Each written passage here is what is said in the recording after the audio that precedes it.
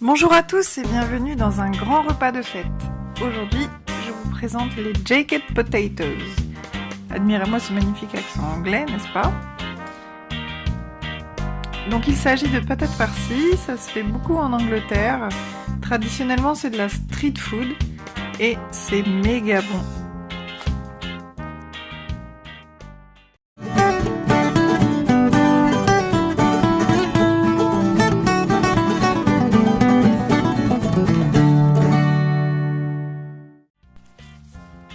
Donc j'ai commencé par nettoyer 2 grosses patates et environ 100-150 g de champignons shiitake. J'ai lavé également du persil et j'ai une échalote, parce que les oignons c'est la vie. Du sel, du poivre, de l'huile d'olive, de la poudre d'ail, j'avais la flemme, et une brique de crème de soja qu'on ne voit pas ici. Parce que j'ai oublié de la filmer, mais on la verra plus tard.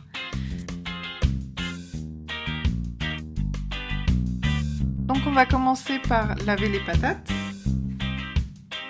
On les lave à l'eau froide avec une brosse pour bien enlever toutes les saletés et on ne les épluche pas. Donc c'est important de prendre des patates bio ou au moins en raisonné si vous achetez local.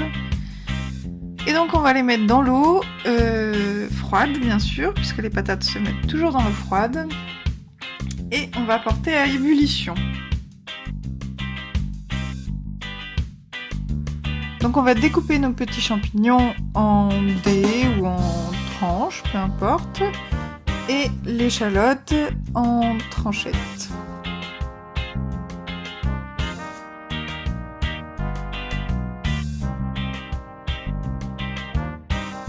Voilà, le persil, je m'en occupe pas maintenant.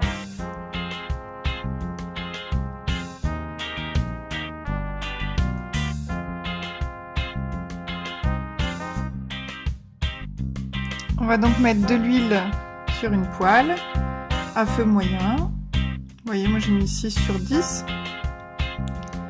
On va faire revenir nos petites échalotes dans l'huile chaude. Je les sépare parce que je les ai pas bien séparées avant. Et ensuite on va rajouter nos champignons. Je rajoute un petit peu d'huile parce que, comme dirait Caradoc, le gras c'est la vie. On sale, on poivre, voilà. Et on rajoute un petit peu de persil. Donc j'ai des super ciseaux à persil.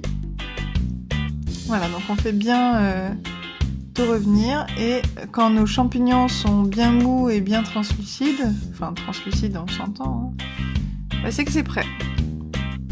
Une fois que nos patates sont cuites, on va les vider.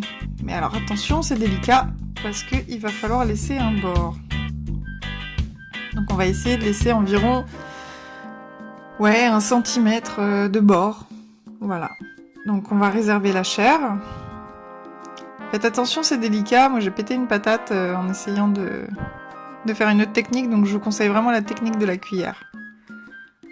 Donc on récupère la chair, on l'écrase. Alors du coup moi j'ai un presse-purée, mais si vous en avez pas, prenez une fourchette, hein, ça fonctionne très très bien.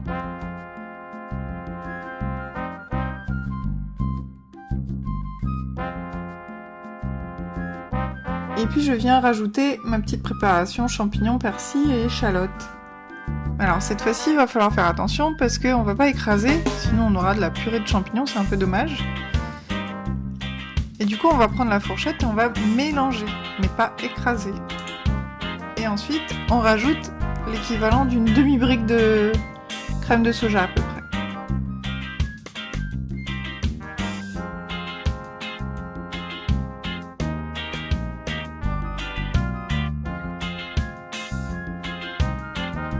Je rajoute encore un petit peu de persil frais cette fois, parce que l'autre il a cuit avec les champignons.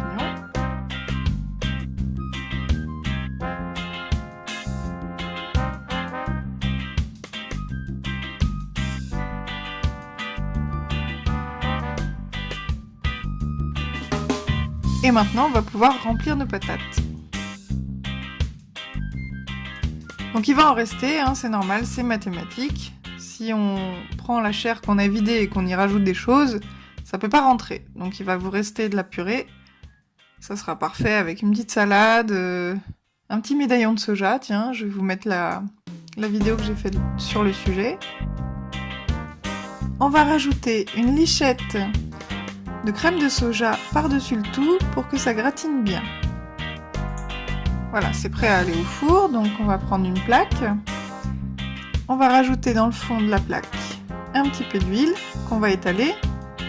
Moi j'étale ça à la mano parce que j'ai pas de brosse en silicone et je trouve que c'est un peu débile d'acheter ça juste pour étaler de l'huile.